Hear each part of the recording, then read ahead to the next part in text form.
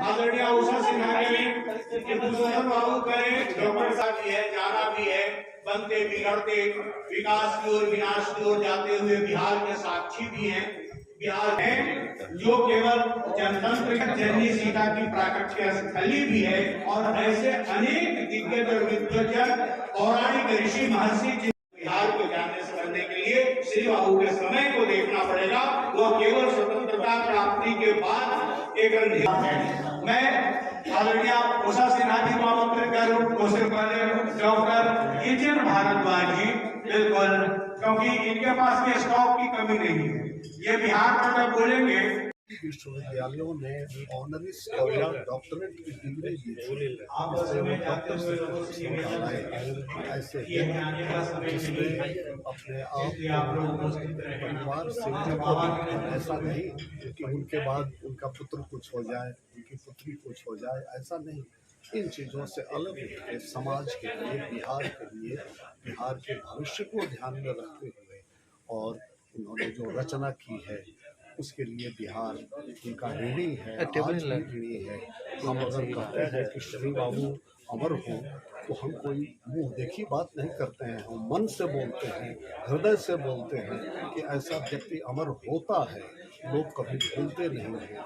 आज सोचिए कि कितने वर्षों के बाद, मैं जब बीए में पढ़ता था तब उनका देहावसान हुआ था, लेकिन आज भी मुझे एक एक घटना स्मरण में है, बिल्कुल याद कर सकता हूँ। मैं एक एक घटना बता सकता हूँ कि उस दिन क्या क्या हुआ था इस कॉलेज में, कैसे कैसे किन लोगों ने भाषण दिया था।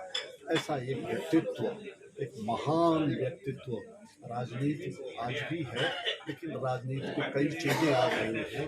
उस जमाने में राजनीति ऐसी नहीं होती थी। हम लोग जिसको नीति कहते हैं, उस नीति से राज करने वाले लोग, ऐसे एक महान व्यक्ति थे डॉक्टर श्री कृष्ण सिंह जी, जिनके जयंती पर आज हम लोग फिर बोलते हैं कि वो अमर हों। और हम लोगों की ये मांग है, तमाम बुद्धिजीवी या जो जन है, वो पूरे जन की मांग है कि उनको भारत रत्न की उपाधि मिलनी चाहिए। ऐसा व्यक्ति जिसने भारत की एक एक जनता के लिए काम किया है, उसको अगर भारत रत्न नहीं देंगे तो और किसको भारत रत्न देंगे? उन्हें भारत रत्न मिले।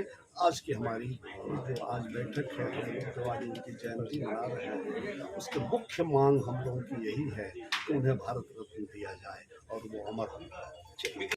बाबू जी जिनको कहा करते थे श्री बाबू की 135वीं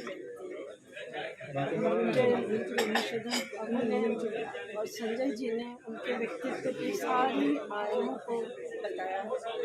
अब आपका समय तो ज़्यादा नहीं लूँगी, कोई ऐसा क्षेत्र नहीं छोड़ा है जिसके बारे में लोगों ने विस्तृत चर्चा की। मेरी भी मांग यही है, मैं उनकी बेटी बाद में हूँ, पहले एक नागरिक के नाते मेरी भी मांग सम्मानित एकदम सही मांग है। और आज हम लोग सारे शहर के बुद्धिजीवी एक जगह एकत्रित हुए हैं, बस इसी मांग के लिए यहाँ पे एकत्रित हुए हैं कि हमारे अभिभावक श्री बाबू को भारत रत्न दिया जाए। मैं भारत सरकार से अनुरोध करता हूँ कि श्री बाबू को भारत रत्न दिया जाए, जिससे हमारे समाज में और भी मजबूती होगी। जितने भी समाज के सचेतक हैं उन लोगों के लिए ये एक मैसेज होगा, उनसे प्रेरणा लेने की ज़रूरी है। हम लोग सभी लोग उनसे प्रेरणा लेते हैं अपने जीवन में। उनके द्वारा जो किए गए कार्य हैं, जैसा कि हम आप देखते हैं जमींदारी एक्ट, जमींदारी प्रथा को भी हटाने में उनकी अहम योगदान रही है। वो सिर्फ एक समाज के नेता नहीं थे, वो हर समाज के हर वर्ग के नेता थे। वो चाहे दलित समाज हो, शोषित समाज हो, या अग्री समाज हो, या पिछड़ी समाज हो, या माइनॉरिटी हो, हर समाज के वो नेता थे, सर्वमान्य नेता थे।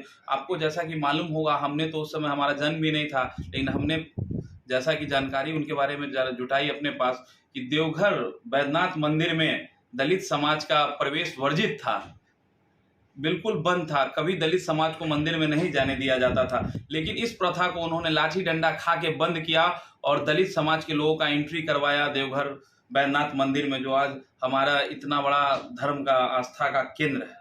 तो ये सब बहुत छोटी छोटी बड़ी बड़ी कार्य हैं जो उनके लिए किया गया है समाज के लिए।